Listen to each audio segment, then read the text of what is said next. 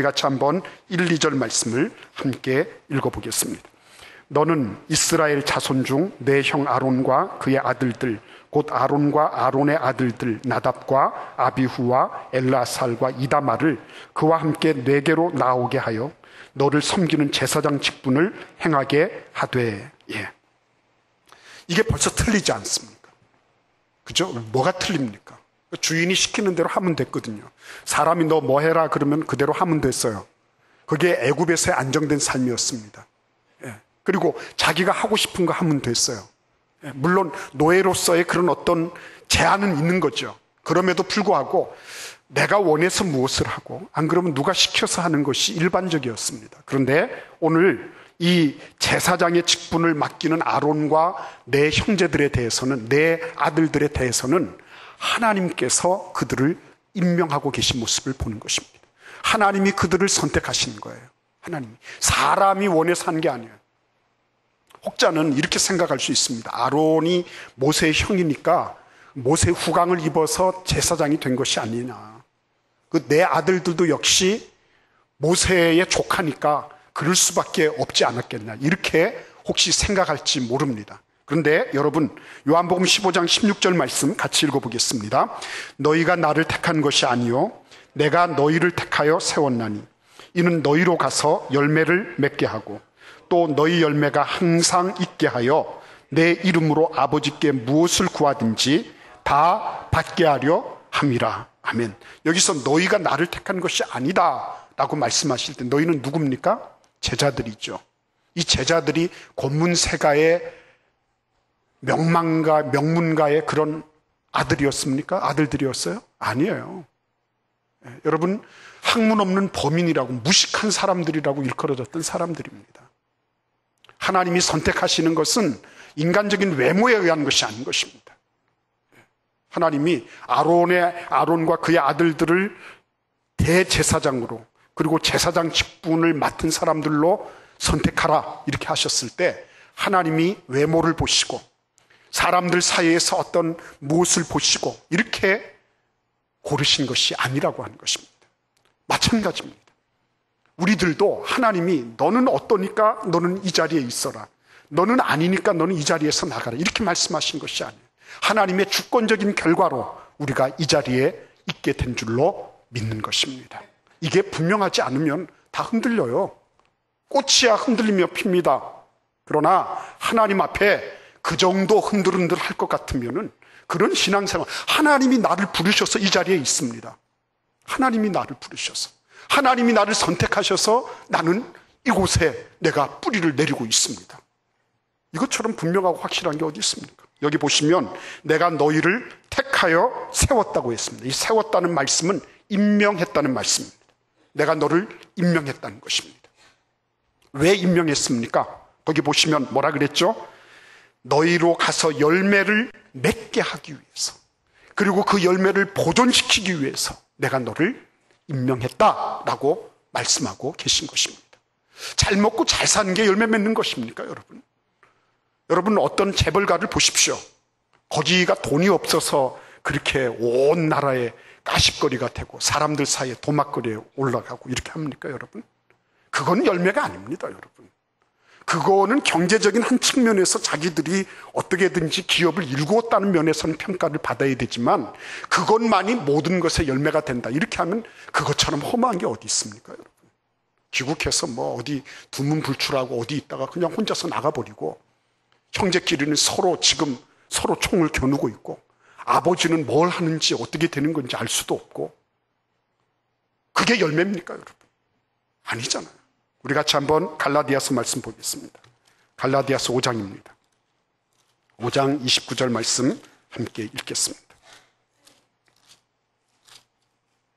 5장 22절입니다. 22절, 23절 같이 읽겠습니다. 오직 성령의 열매는 사랑과 희락과 화평과 오래 참음과 자비와 양성과 충성과 온유와 절제니 이 같은 것을 금지할 법이 없느니라. 아멘. 열매라고 말씀하시죠. 성령의 열매입니다. 근데 이 성령의 열매는 어떤 능력이 있습니까? 이 같은 것을 금지할 법이 없습니다. 모든 법 위에 초법적으로 군림하는 것이 이 열매인 것입니다. 그러고 보니까 이 열매 얻을만 하지 않습니까? 세월이 지나갔는데 내 삶에 어떤 열매가 맺히고 있느냐, 내가 더 많이 사랑할 수 있게 됐느냐, 내가 더 많이 이해할 수 있게 됐느냐, 더 많이 오래 참고 어떤 형편에서든지 내가 기뻐할 수 있느냐, 열매 맺고 있는 거죠. 세월이 지나가면서 내가 더 좋은 것을 추구할 수 있느냐, 더 많이 부드러워지고 그리고 더 많이 자기 자신에 대한 통제력을 발휘하고 있느냐, 성령의 열매죠. 하나님께서 우리를 선택하시고 세우신 목적이 뭐냐? 이 열매 맺으라는 거죠. 열매 맺으라. 우리 교회가 제대로 가고 있느냐? 우리 교회가 77주년을 지나면서 올바른 교회로 지금 지향하고 있느냐? 그것은 이 열매를 어떻게 맺고 있느냐에 따라 있는 거죠. 목사, 당회, 모든 중직들이, 온 성도들이 이러한 열매 맺는 일에 깊은 관심을 가지고 예수님 닮아가는 일에 함께 가고 있느냐? 성장하고 있는 거죠. 성숙하고 있는 것입니다. 하나님이 세우셔서 임명하신 그 열매가 맺어지고 있는 거죠. 다른 거 다 맺지만 이 초법적인 어떠한 것에도 걸리지 않는 이러한 열매를 맺어가는 것이야말로 얼마나 귀한 거예요. 그걸 위해서 하나님이 선택하시고 세우셨다라고 말씀하고 계신 것입니다. 그러고 보니까 우리는 어떤 사람들이죠? 우리는 이러한 일에 부르심을 입은 왕 같은 제사장들인 것입니다. 믿습니까, 여러분? 우리가 지금 아론의 얘기를 읽고 있지만 그러나 이 얘기는 곧 누구의 얘기라고요? 우리의 얘기인 것입니다. 하나님이 아론과 그의 아들들을 불러서 선택하셔서 세우신 것처럼 나도 하나님께서 그렇게 부르셔서 선택해서 나를 세우셨습니다. 세우신 목적은 열매를 맺으라고, 내 안에 사랑과 실학과 그리고 오래 참음과 그리고 자비와 양성과 충성과 온유와 절제와 같은 이러한 풍성한 열매를 맺으라고 하나님이 나를 세우셨군요. 자, 그러면 여러분 오늘 제사장 옷에 대한 얘기가 나오고 있습니다. 그죠? 이렇게 세워라 해놓으시고 말씀하시기를 2, 3절 말씀을 읽어보겠습니다.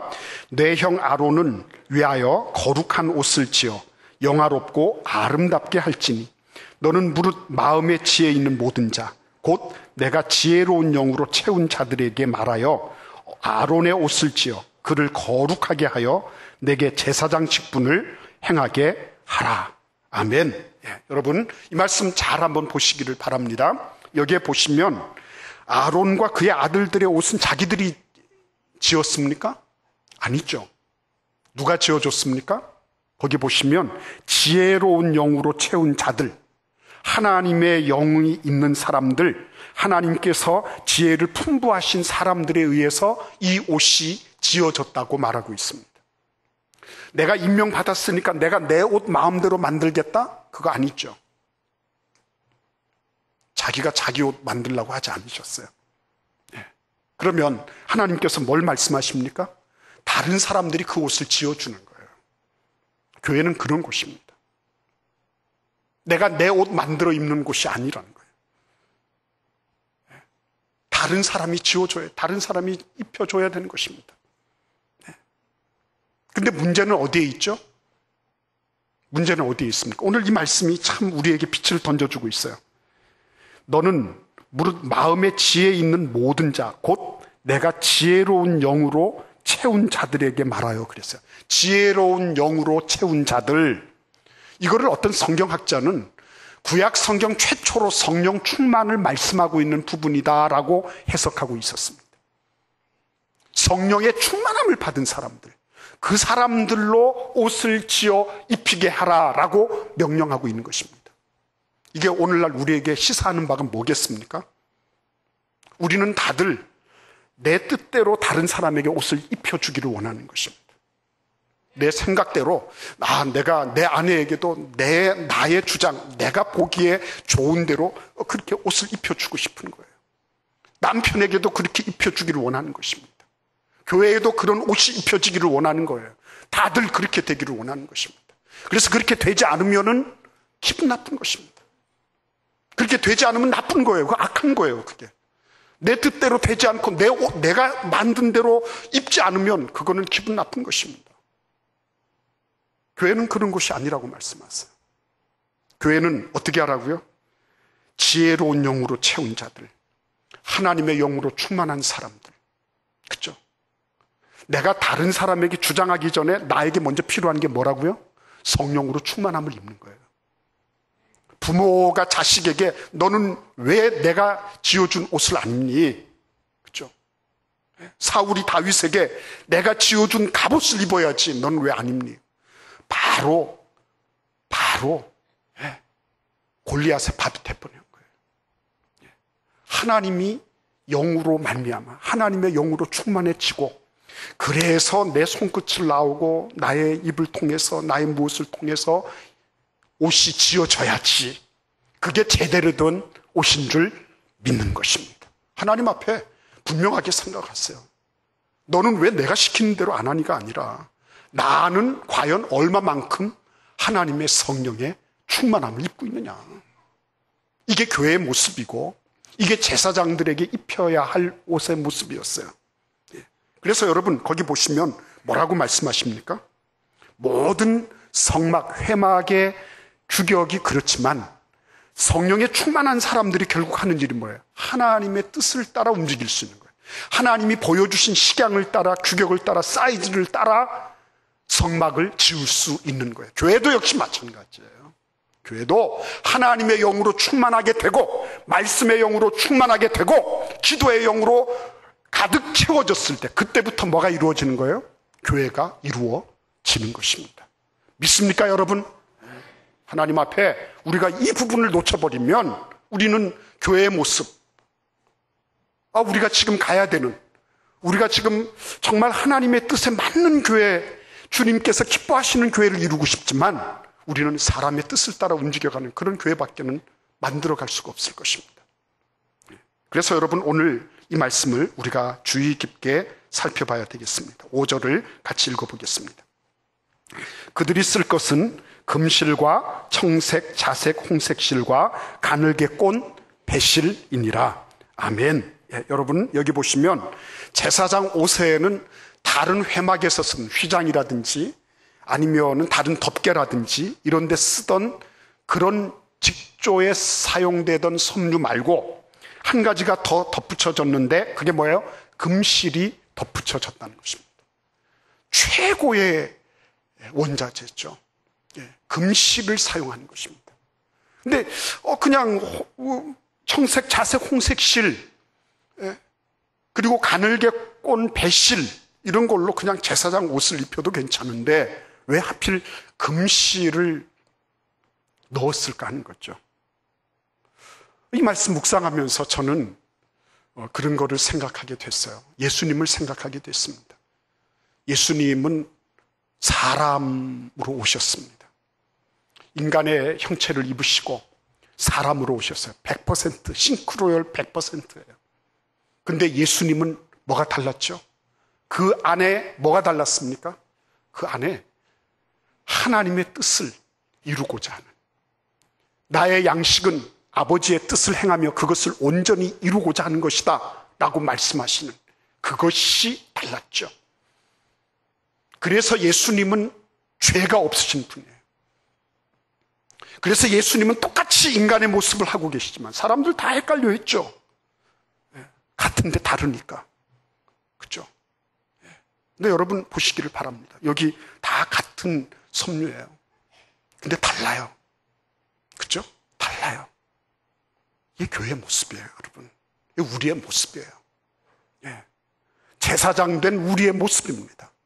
예수님 우리하고 함께 계시면서 다 조화를 이루셨어요. 심지어는 나사렛에서 무슨 선한 것이 날 수 있느냐 오해도 받으셨어요. 그 정도로 같이 동일시하시며 함께 사셨습니다. 그러나 예수님은 부동하셨는 분이에요. 남다른 뜻과 남다른 의지와 남다른 순종을 헌신을 하신 분이 예수님이셨어요. 교회는 그런 것입니다. 우리도 역시 마찬가지. 우리도 겉으로 볼 때는 다 그냥 그러고 겉으로 볼 때는 다 그래요. 그렇지만 우리에게는 금실이 있어요. 남들하고 다른 것이 있습니다. 그게 뭐예요? 질그릇 안에 뭐가 있다고요? 보배 대신 예수님이 계신 거예요. 이게 남다른 거예요. 이게 교회예요, 여러분. 제사장이 다 똑같이 휘장에도 뭐에도 다 덮개에도 쓰는 거 똑같은 천을 쓰고 있는데 금실 하나가 박혀 있는 것입니다. 같은데 다른 것입니다. 똑같이 있는 것 같은데 다른 지향성을 가지는 거예요. 그게 무엇이라고요? 예수 그리스도. 주 예수께서 내 안에 계셔서 다 같이 땀 흘리고 일하고 다 같이 이 세상에서 뒹구는 것처럼 보이지만 질그릇 안에 보화 대신 예수님이 계신 거. 이게 금실 한 줄 이렇게 들어가 있는 거죠.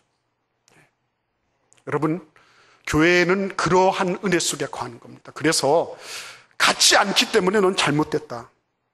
그것도 아니고요. 같이 않지만은 그것을 포용할 수 있는 힘. 그게 화이부동한 거예요. 그거를 다른 것을 인정해 줄 수 있으면서 화목할 수 있는 힘. 그게 진짜 성령의 열매를 맺는 거예요. 나하고 달라요. 내 뜻하고 달라요. 그러나 그것을 포용해낼 수 있는 힘과 능력이 있는 거. 그게 바로 제사장 옷이에요. 다 똑같은데 다르다. 다르지만 똑같아. 다 같다. 그래서 이게 서로 헷갈릴 때도 있고 그래요. 그러나 금실 하나가 들어간 걸 가지고서 모든 것을 다 구분해내는 거예요. 우리가 예수님 안에서 예수 믿어도 별 구분이 안 되는 것 같고 내가 교회 열심히 나오고 뭐를 해도 별스럽게 대단한 거 없는 것처럼 보이죠. 그러나 나에게 금실 하나가 있다. 나에게 예수 그리스도 그분이 계셔서 나의 중심을 움직이고 계신다. 위대한 구분점입니다. 위대한 구분점. 어떻게 그 휘장하고 제사장 옷을 같이 평가할 수 있겠습니까? 그렇죠? 그리고 안 그런 거예요. 예수님이 내 안에 계셔서 내가 예수님의 음성을 들으며 예수의 진리의 길을 따라가고 있다. 엄청난 구별점이죠. 이런 은혜가 우리 모두에게 있기를 간절히 기원합니다. 하나님께서 그러한 은혜를 주시기를 원하시는 거예요. 금실 하나. 금실 하나. 자, 그러면 우리 같이 한번 이 말씀을 함께 읽어보도록 하겠습니다. 12절 말씀을 함께 읽겠습니다. 그 두 보석을 에봇의 두 어깨 바지에 붙여 이스라엘 아들들의 기념 보석을 삼되 아론이 여호와 앞에서 그들의 이름을 그 두 어깨에 메워서 기념이 되게 할지며. 아멘. 속옷을 입고요. 그리고 에봇, 겉옷, 그리고 에봇, 또 여기에 흉패를 차고 관을 쓰고 띠를 메고 그리고 이 양 어깨에 보석을 붙이도록 했습니다. 6개, 12개씩 붙였어요. 그리고 거기에는 이스라엘 지파의 이름을 기록을 했습니다. 그런데 거기에 대해서 이 12절 말씀은 뭐라고 설명하고 있냐면 그 두 어깨에 메워서 기념이 되게 할지며 라고 말씀하고 있습니다. 이 말씀은 두 어깨에 메워서 기억이 되게 할지며 라고 말씀하시는 거예요. 문자 그대로 해석하면 기억이 되게 할지며 라는 말씀이에요. 기억이 된다는 것입니다. 하나님이 이렇게 기억력이 없어서 그런 건 아니죠. 그러나 이 두 보석이 매달려 있는 것을 보시면서 하나님은 뭘 하신다고요? 그 12지파에게 행하신 약속을 기억하신다는 거예요. 그죠? 무지개가 피어올랐을 때 하나님이 물로 심판하지 않겠다는 하나님의 약속을 상기하시겠다고 하신 것처럼 이 12도를 보시면서 이스라엘 12지파에게 말씀하신 그 구원의 약속, 그 복의 약속을 상기하시겠다고 말씀하고 계신 겁니다. 그러니까 가만히 한번 생각해 보시기를 바랍니다. 이 일은 결국 뭐죠? 이 제사장의 이 보석 12개는 단순하게 치장하고 화려하게 보이기 위한 액세서리가 아니고 이게 뭐라고요? 하나님의 약속을 상기시키는 중차대한 역할을 하는 거예요. 바꿔 말씀드리면 이스라엘의 미래에 하나님이 이루실 약속, 하나님이 성취하실 약속을 기억나게 만드는 아주 중요한 기능을 가진 그러한 보석이었다는 것입니다. 우리에게도 그런 보석이 있는 것입니다. 우리 같이 한번 15장 16절 말씀, 요한복음 15장 16절 말씀을 한 번 더 읽어보도록 하겠습니다. 너희가 나를 택한 것이 아니요 내가 너희를 택하여 세웠나니 이는 너희로 가서 열매를 맺게 하고 또 너희 열매가 항상 있게 하여 내 이름으로 아버지께 무엇을 구하든지 다 받게 하려 함이라. 아멘. 예, 여러분 여기 보시면 예수님께서 택하여 세우셨다, 임명하셨다 그랬습니다. 임명하신 이유는 열매를 맺게 하기 위한 것이다. 그 열매가 지속되게끔 하기 위한 것이다. 그래서 결국 이 열매를 지속시키기 위해서 뭘 하신다고요? 내 이름으로 아버지께 무엇을 구하든지 다 받게 하려 함이라. 이렇게 말씀하고 있는 것입니다. 우리에게 있어서 진짜 보석이 뭐냐? 기도의 보석인 것입니다. 하나님 앞에 하나님, 내 아들, 딸들, 나의 어떤 사업들, 내가 마음속에 간구하는 이 모든 것들이 내 뜻대로 되기를 바랍니다. 그건 주기도문부터 벌써 안 되는 거죠. 아버지의 뜻이 이루어지기를 기도해 왔는데 내 뜻대로, 내 생각대로가 아니죠. 그렇죠? 그래서 기도를 통해서 어떻게 하는 것입니까? 아버지의 뜻이 이루어지도록, 그렇죠? 그를 향하신 아버지의 뜻이 이루어지는 거예요. 우리 교회를 향하신 아버지의 뜻이 이루어지는 거예요. 내 주변에 있는 사람들이, 그들이 다 제사장들이에요. 근데 그들에게 무엇이 필요한 것입니까? 제사장 옷을 맞춰줘야 되는 거예요. 그렇죠? 우리가 좀 이렇게 알레고리컬하게 얘기해 보자고. 근데 그 옷은 내 뜻대로가 아니라 하나님의 말씀을 따라 진리로 충만하게 된 가운데서 아버지의 뜻을 따라 그 식양과 사이즈를, 규모를, 규격을 맞추어서 입혀줘야 됐던 거예요. 그렇죠? 그래서 여러분, 우리가 기도한다고 하는 것은 대단히 위대한 일을 감당하는 것입니다. 과연 얼마만큼 우리는 하나님 앞에 우리의 자녀들을 기억나게 만들고 있나? 내가 지금 하고 있는 일들이 얼마만큼 하나님 보실 때에 하나님께서 약속하신 것을 상기시켜 드리고 있나? 그렇죠? 하나님은 그 보석을 보시면서 옛날 바단 아람으로 도망가던 야곱에게 하신 그 약속을 하나님 기억하실 거예요. 내 자손들이 천하 만국을 얻게 할 것이다. 하나님께서 약속하신 것들이 그것을 통해서 다 드러나는 거죠. 오늘 우리가 77주년 맞이하면서 하나님, 내가 원해서가 아니라 나의 뜻을 따라가 아니라 아버지의 뜻을 따라 이곳에 우리가 모였습니다. 하나님, 그런데 나는 내 힘으로 옷을 만들 수가 없고 나에게 입혀지는 옷도 성령으로 말미암아 주님께서 행해 주시는 것이어야 됩니다. 하나님, 나는 과연 나에게 맞는 옷을 입고 있는 것입니까? 나는 성령으로 말미암아 규격된 그런 사이즈를 내가 입고 있는 것입니다. 나는 또 그런 것을 옆에 누군가에게 내가 입혀주고 있습니까? 그러면서 하나님, 이 보석 장식을 통하여 하나님이 기억하시게 한 것처럼 나도 내 삶에 이러한 보석과 같은 하나님이 기억하게끔 하시는 그런 일들이 우리 가운데 일어나는 이 77주년이 되기를 간절히 기원합니다.